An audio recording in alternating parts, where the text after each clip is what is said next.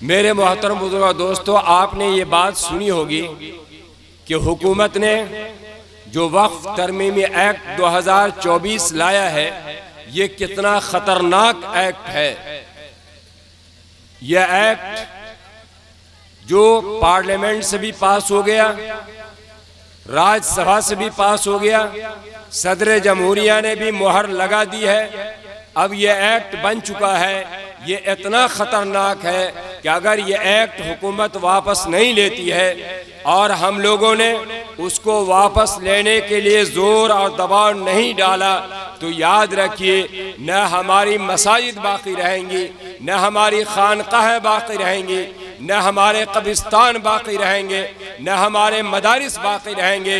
इसलिए ज़रूरत इस बात की है, ऐ सिटानाबाद के मुसलमानों और सिटानाबाद के बाशिंदगान, खा वो इस मुल्क के हमारे हिंदू भाई क्यों न हो, जो बाशऊर तबका है, जो आदिवासी लोग हैं, जो क्रिश्चियन है, जो बौद्ध है, सबसे हम ये अपील करना चाहते हैं कि ये ऐसा काला कानून लाया गया है, ऐसा स्याह कानून लाया गया है, ऐसा गैर मुनसिफाना कानून और जालिमाना कानून लाया गया है कि इस कानून के रहते हुए औकाफ का तहफ़्फ़ुज़ मुमकिन नहीं है। इसलिए हम सबको बैक ज़बान ये कहना होगा कि हुकूमत के लोगों, इस कानून को वापस लो और उन्हें वापस लेने पे मजबूर करना होगा।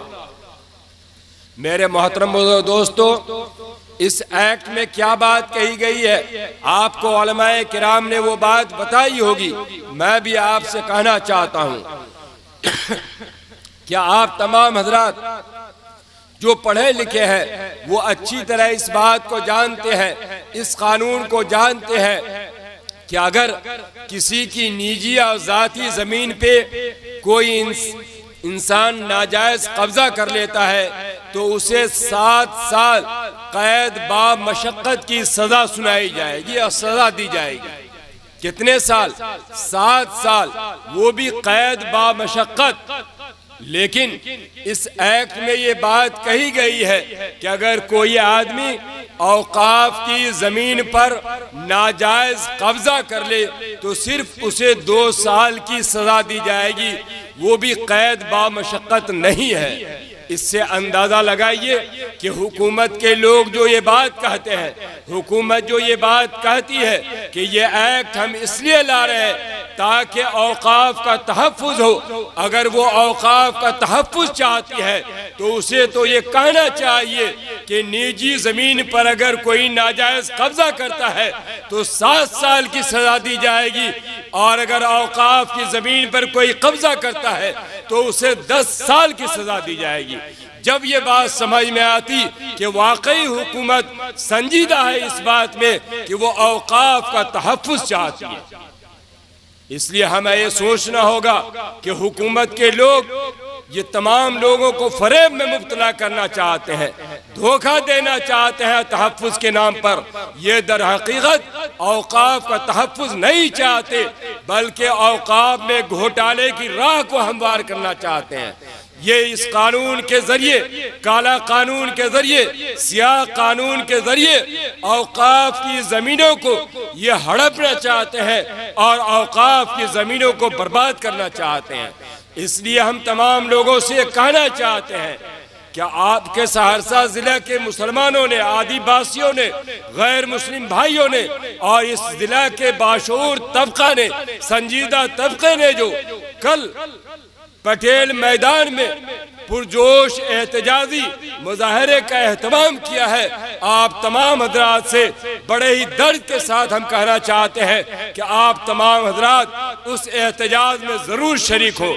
इंशाअल्लाह शरीक होंगे और शरीक होकर के अपने ईमानी जोश और जज्बे का सबूत दीजिए। आप ये साबित कीजिए कि मुसलमान जिंदा कौम है। अगर शरीयत पे आँच आएगी, इस्लाम पे हर्फ आएगा, एक ईमान वाला कभी उसको बर्दाश्त नहीं कर सकता। वो अपनी गर्दन तो कटा सकता है, लेकिन शरीयत पे हर्फ आ जाए कभी वो इसको बर्दाश्त नहीं कर सकता। कुरान पे हर्फ आ जाए, हमसे हमारे नबी की कोई मोहब्बत छीनना चाहे तो एक ईमान वाला कभी इसको बर्दाश्त नहीं कर सकता है। जब हम ईमान वाले हैं, और आप तमाम हज़रात ये बात अच्छी तरह जानते हैं कि औकाफ का ताल्लुक इस्लाम से है, ये इबादत का मामला है, ये शरीयत का मामला है। आपने जब सीए एनआरसी का मामला आया था तो आपने जानी कुर्बानी दी, आपने माली कुर्बानी दी, आपने शाहीन बाग का एहतजाज करके, धरना दे करके ये साबित कर दिया कि इस मुल्क का हर बाशऊर तबका उस कानून को रिजेक्ट करता है। उसी तरीके से आज भी ये वक्त आ गया है कि ये जो काला कानून लाया गया है, तमाम लोग अपने जिंदा दिली का सबूत पेश करें और ये बताएं कि शरीयत के खिलाफ ये कानून है, आईन हिंद के खिलाफ है, दस्तूर हिंद के खिलाफ है।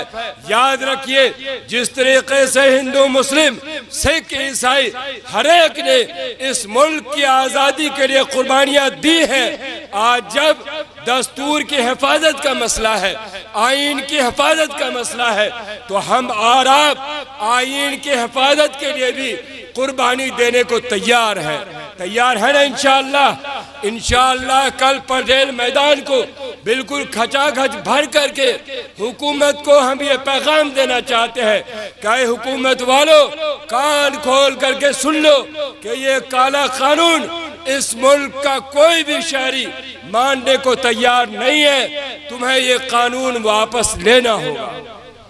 इसलिए हमारा आपको ये बात अच्छी तरह समझनी होगी कि आज हुकूमत मुसलमानों को आपस में लड़ाना चाहती है। वो बात क्या कही गई इस एक्ट में कि हम तो पसमानदा तबके के फायदे के लिए ये एक्ट ला रहे हैं।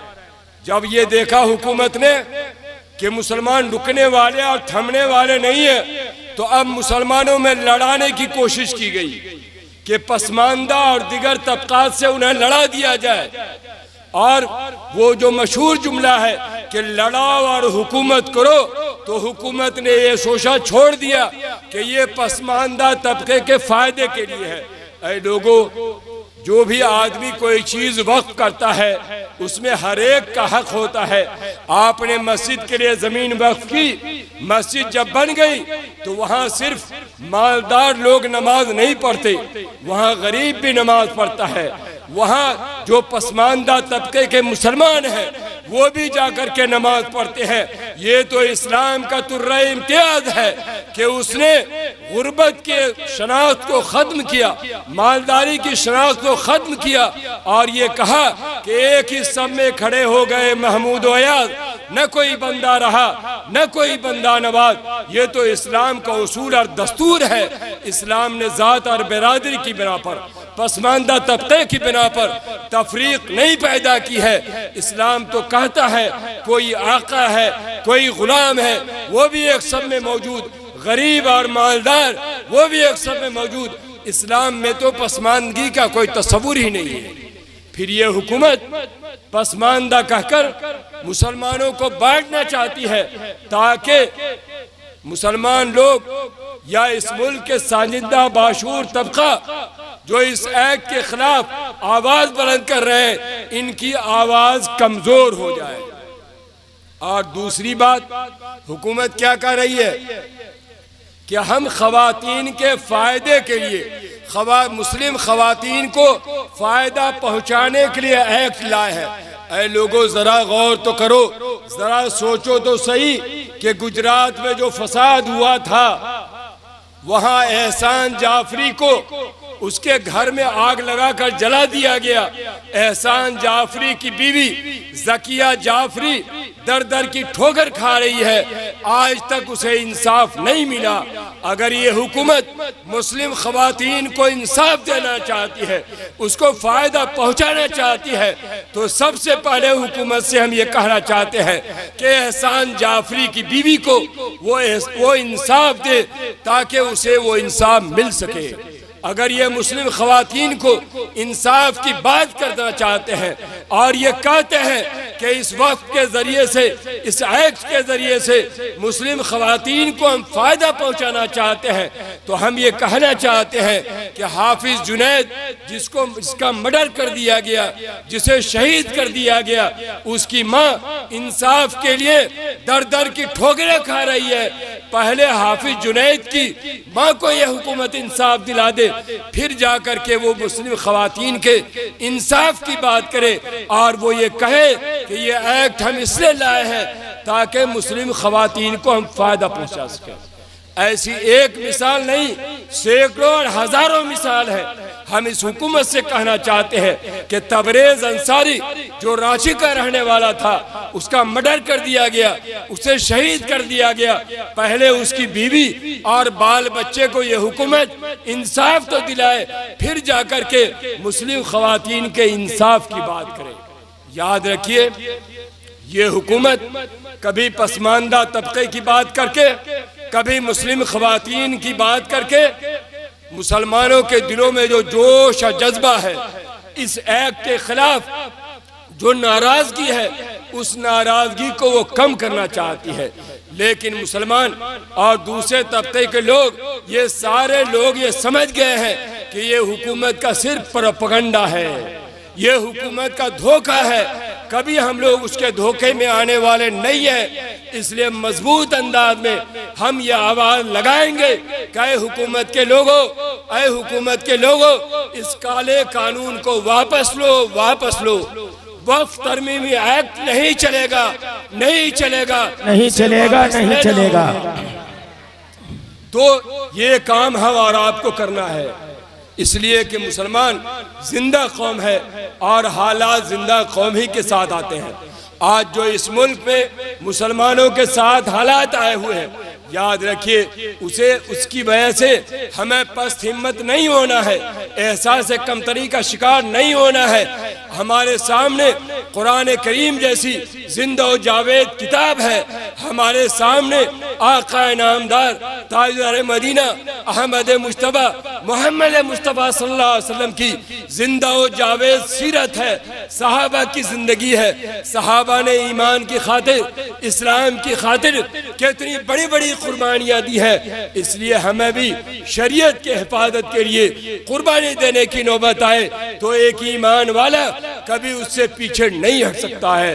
इसलिए हम आपसे फिर दोबारा बड़े ही दर्द के साथ ये कहना चाहते हैं कि all India Muslim personal law board और इमारत शरिया बिहार, उड़ीसा और झारखंड, मगरबी बंगाल, जिसने ये आपको ये आवाज दी है कि ऐ सहरसा के मुसलमानों, ऐ सहरसा के बाशूर तबका के लोगों, आदिवासियों, क्रिश्चियनों, सारे के सारे लोग पटेल मैदान सहरसा में हाजिर होकर के तुम ये एतराज दर्ज कराओ कि ये काला कानून, ये वक्त तरमीमी एक्ट 2025 नहीं चलेगा। हम सब इसको मुस्तरद करते हैं और हम सब शरीयत की हिफाजत के लिए, आइन की हिफाजत के लिए जो कुर्बानी देनी होगी उसके लिए हम सब तैयार हैं इंशाअल्लाह। इंशाअल्लाह एक बात मुझे ये कहनी थी जो आज के इस इजलास का अहम मौजू है। दूसरा मौजू भी बड़ा अहम है। अब 2-3 मिनट के अंदर, चूंकि मैंने ज्यादा वक्त शायद ले लिया, बात मेरी बढ़ती चली गई। अब आपका ज्यादा वक्त नहीं लेना है, चूंकि सुबह आज 9 बजे से वो प्रोग्राम है, वो एहतजाजी प्रोग्राम 9 बजे से है, वहाँ भी आपको शिरकत करनी है। इसलिए तालीम के हवाले से मुझे ये बात कहनी है आपसे कि ये 21वीं सदी तालीम की सदी है। अब आपको अगर माशी एतबार से तरक्की करना है, इक़्तिसादी एतबार से तरक्की करना है, समाजी एतबार से तरक्की करना है, तो तालीम को गले से लगाना होगा, तालीम को फरोग देना होगा, घर घर में तालीम का चिराग जलाना होगा। सिटानाबाद का कोई भी बच्चा या बच्ची अनपढ़ नहीं रहे, जाहिल नहीं रहे, इस बात की हम और आपको फिक्र करनी होगी। हमें आला असली तालीम भी देना है, उसे इंजीनियर भी बनाना है, डॉक्टर भी बनाना है, IAS और IPS भी बनाना है, और साथ ही साथ उसे दीन की बुनियादी तालीम भी देनी है। आज जब मुसलमानों से, सिटानाबाद के मुसलमानों से ये बात कही जाती है कि आप अपने बेटे को इंजीनियर बनाइए, आप अपनी बेटी को डॉक्टर बनाइए, IAS और IPS बनाइए, तो यहाँ का मुसलमान कहता है कि मौलाना साहब आप तो इसी इलाके के रहने वाले हैं, आपको मालूम है कि सिटानाबाद का मुसलमान बहुत ही गरीब है, वो इंजीनियर कैसे बना सकता है, वो डॉक्टर कैसे बना सकता है। कल ही मैं अखबार पढ़ रहा था, मैंने उस अखबार में ये पढ़ा कि एक रिक्शा पुलर की बेटी IAS बन गई है। शायद आप हजरात के इल्म में ये बात हो कि रिक्शा चलाने वाले की बेटी IAS बन गई। ऐ लोगों, दर हकीकत जरूरत इस बात की है कि हम और आप अज़्म करें, हौसला करें कि अपने बेटे को, अपनी बेटी को इंजीनियर बनाएंगे, डॉक्टर बनाएंगे, अल्लाह की मदद आएगी और इंशाअल्लाह आपका बेटा, आपकी बेटी जरूर IAS, IPS, डॉक्टर और इंजीनियर बनकर रहेगी। याद रखिए, ये गुर्बत तालीम की राह में रुकावट नहीं है। ये बात अच्छी तरह नोट कीजिए अपने ज़हन दिमाग पे कि गुर्बत तालीम की राह में रुकावट नहीं है। आप अज़्म करेंगे, अल्लाह की मदद आएगी, आपका बेटा ऊंची से ऊंची तालीम जरूर हासिल करेगा। बड़े अफसोस के साथ ये बात कहनी पड़ती है कि हम मकान, अगर हमारे पास मकान नहीं है तो मकान बनाने के लिए एक बजट मखसूस करते हैं। हम नौकरी पेशा है, हम मजदूर हैं, तो अपनी मजदूरी में से बचाकर कुछ पैसा रखते हैं बैंक में, ताकि एक वक्त आएगा कि चंद सालों के बाद जब वो खतीर रकम हो जाएगी तो हम मकान उससे बनाएंगे। अगर अल्लाह ने हमको बेटी दिया है तो जो मजदूर आदमी है, जो मुलाजमत करता है, अपनी मुलाजमत की तनख्वाह में से एक बजट मखसूस करता है, एक रकम मुतय्यन कर देता है कि चंद साल तक इतनी रकमें हम जमा करेंगे तो हमारी बेटी की शादी हो जाएगी। ऐ लोगों, बड़े अफसोस के साथ ये बात कहनी पड़ रही है कि मकान बनाने के लिए तो हमने बजट को मुख्तस किया है, बच्ची की शादी के लिए हमने बजट मुतय्यन किया है, लेकिन अफसोस, सद अफसोस, जिसके जरिए से हमारे बच्चों का, हमारी बच्चों का मुस्तकबिल रोशन और ताबनाक होगा, उसके लिए हमने कोई बजट नहीं बनाया। हमें बच्चे की तालीम के लिए, बच्ची की तालीम के लिए भी बजट बनाना है।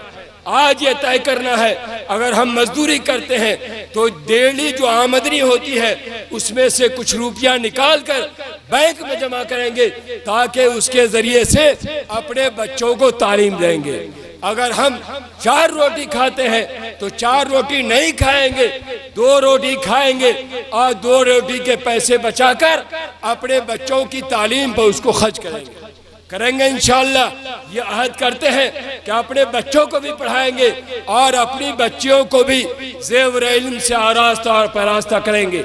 याद रखिए, सिर्फ लड़के तालीम याफ्ता हो जाए, लड़कियां तालीम याफ्ता न हो तो वो माहौल और मुआशरा दीनी माहौल नहीं हो सकता, वो इस्लामी माहौल नहीं हो सकता। इसलिए आप लड़कों को भी पढ़ाइए और लड़कियों को भी ज़ेवर इल्म से आरास्ता और परास्ता कीजिए। आज मुसलमान गुर्बत का रोना रोता है। मुसलमान ये कहता है हम तरक्की कैसे कर सकते हैं, हम तो गरीब आदमी हैं। ऐ लोगों, गुर्बत का रोना छोड़िए, अपने बच्चे और बच्चियों को पढ़ाइए। और खुसूसन मैं समाज के बाशऊर लोगों से कहना चाहता हूँ, जिन्हें अल्लाह ने माल दिया है, जिन्हें अल्लाह ने दौलत दी है, ऐ लोगों, आप 3 मरतबा 4 मरतबा हज में न जाइए, बार बार उम्रा न कीजिए। आप उसी पैसे को बचा करके आप अपने, आपके पड़ोस में जो गरीब बच्चा है उस बच्चे की तालीम पर आप उसे खर्च कीजिए। अल्लाह ने चाहा तो हद से ज्यादा सवाब आपको उसमें मिलेगा, अल्लाह ने चाहा तो उम्रे से ज्यादा सवाब इसमें मिलेगा कि आज किसी का बेटा आलिम बन जाएगा, मुफ्ती बन जाएगा, इंजीनियर बन जाएगा, डॉक्टर बन जाएगा।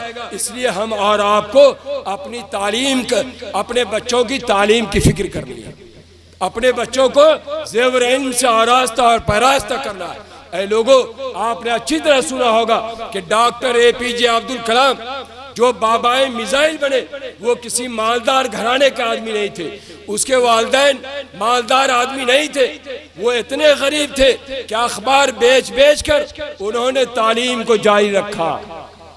जब मेहनत के साथ उन्होंने तालीम हासिल की, जोहद मुसलसल किया, तो वो बाबाई मिसाइल बने और उनके इल्म का यह एहतराम किया गया कि उन्हें सदर जमहूरिया के ओहदे पर फायज किया गया। इसलिए आज भी ये वक्त है कि हम और आप कोशिश करेंगे कि हमारे बच्चे इंजीनियर बने, डॉक्टर बने, तो इंशाअल्लाह हमारे बच्चे इंजीनियर और डॉक्टर जरूर बनेंगे। आज बहुत सारे नौजवानों के जहन में ये बात आती है कि मौलाना साहब अब हुकूमत का नजरिया बदल गया है, अब लोगों का नजरिया बदल गया है, हम कितनों ही मेहनत कर लेंगे, हम आला नंबर हासिल नहीं कर सकते। ऐ लोगों, ऐ नौजवानों, खूब गौर से सुनो कि 2020 में जो नीट का इम्तिहान हुआ है, आप उसके रिजल्ट को उठाइए, उसमें जो पूरे हिंदुस्तान में टॉप आया है उसका नाम क्या है? शुआइब आफ्ताब। वो मुसलमान का बेटा है, उड़ीसा का रहने वाला है, जिसने 720 में 720 नंबर लाया है। हुकूमत चाहे आपको जितना कुचलना चाहे और सरकारी लोग आपको जितना दबाना चाहे, अगर आप मेहनत करेंगे, जोहद मुसलसल करेंगे, अल्लाह की नुसरत आएगी, अल्लाह की मदद आएगी। दुनिया आपको कुचलना चाहे, दुनिया आपको पस्त करना चाहे, अल्लाह की नुसरत और मदद आएगी, आप इंशाअल्लाह आगे बढ़ेंगे। इसलिए नौजवानों, आगे बढ़ने की फिक्र करो। और ये आज हमारे इलाके में खुसूसन क्रिकेट ने नौजवानों की जिंदगी को कुरकुट बना दिया है। आज नौजवान क्रिकेट का दीवाना हो गया है। आज नौजवानों के एक हाथ में बैट और एक हाथ में गेंद होती है। हम नौजवानों आपसे कहना चाहते हैं कि आप अपने एक हाथ से बैट को हटाइए और फेंकिए और उसमें किताब को पकड़िए, और दूसरे हाथ में जो गेंद है उसको फेंकिए और उसमें कलम को पकड़िए। एक हाथ में कलम, एक हाथ में किताब होगी तो इंशाअल्लाह आप तरक्की करेंगे। इससे दूसरा पैगाम यह है कि हम और आप तालीमी मैदान में आगे बढ़ें, घर घर में तालीम का चिराग जलाएं। हमारे बच्चे, हमारी बच्चियां तालीम याफ्ता होंगी तो यकीनन हमारे समाज में जो बहुत सारी बुराइयां पनप रही हैं, रस्म व रिवाज पनप रहे हैं, वो भी दूर होंगे और हमारा समाज भी तरक्की करेगा। अगर तालीमी मैदान में हम आगे नहीं बढ़े तो याद रखिए, गुर्बत का जितना रोना रोते रहे, सर पीटते रहे, गुर्बत का खात्मा नहीं हो सकता। अगर गुर्बत का खात्मा चाहते हैं तो तालीम को फरोग देना होगा, घर घर में तालीम का चिराग जलाना होगा। दूसरी बात मैंने ये कही, और तीसरी बात ये कि हम और आपको अपने आमाल की इस्लाह करनी है। हम सब मुसलमान हैं और उसके लिए सबसे बुनियादी चीज़ है कि हम में जो आकिल बालिग है वो नमाज, पाँचों वक्त की नमाज का ज़रूर एहतमाम करें। जब नमाज का एहतमाम करेंगे तो इंशाअल्लाह सारी बुराइयां खुद ब खुद दूर हो जाएंगी। तो नमाज का हम और आप एहतमाम करने वाले बने। मैंने आपका बहुत ज़्यादा वक्त ले लिया। मैंने 3 बातें आपसे कही हैं। एक ये कि वक्त तरमीमी एक्ट 2025 जो आया हुआ है ये काला कानून है, शरीयत के खिलाफ है, दस्तूर के खिलाफ है। लिहाजा इसके खिलाफ हमें उठ खड़ा होना है और जिंदा दिली का सबूत देना है और ये बताना है कि मुसलमान कौम जिंदा कौम है। शरीयत पे हर्फ आएगी तो मुसलमान कभी उसे बर्दाश्त नहीं कर सकता है। हम मजबूत एहतराज इंशाअल्लाह दर्ज करेंगे। दूसरा पैगाम मैंने आपको यह दिया कि हम और आप तालीमी मैदान में आगे बढ़ें, घर घर में तालीम का चिराग जलाएं, लड़के को भी तालीम दें और लड़कियों को भी ज़ेवर इल्म से आरास्ता और पैरास्ता करें। और तीसरा पैगाम ये दिया कि हम और आप नमाज बाजमात का एहतमाम करें, नमाज पढ़ने वाले बने। नमाज पढ़ेंगे तो इंशाअल्लाह हमारा माहौल और मुआशरा साले मुआशरा बनेगा, इस्लामी मुआशरा बनेगा। हमारे माहौल और मुआशरे से रस्म व रिवाज का खात्मा होगा, बुराइयों का खात्मा होगा। आखिर में हम फिर मुबारकबाद पेश करना चाहते हैं आज के इस इजलास के कन्वीनर, रूह रवां कमेटी के जिम्मेदारान और खुसूसन सिटानाबाद के बुजुर्गों को, नौजवानों को, जिन्होंने बड़ी जाफिशानी के साथ आज के इस अज़ीमुश्शान जलसे का इनेकाद किया और उसे बामकसद बनाया है। हम दुआ करते हैं कि अल्लाह तबारक व तआला उन तमाम हज़रात की खिदमात को कबूल फरमाए जिन्होंने जानी तौर पर मदद की है, माली तौर पर मदद की है। अल्लाह तबारक तआला उनकी उम्र में बरकत अता फरमाए, अल्लाह उनके माल को कबूल फरमाए और उनके माल में भी बरकत अता फरमाए। अल्लाह तबारक तआला आज के इस इजलास की बरकत से इस चट्टानाबाद की पूरी आबादी पर अपनी रहमत कामला नाज़िल फरमाए। रब्बना तक़ब्बल मिन्ना इन्नका अंतस समीउल अलीम।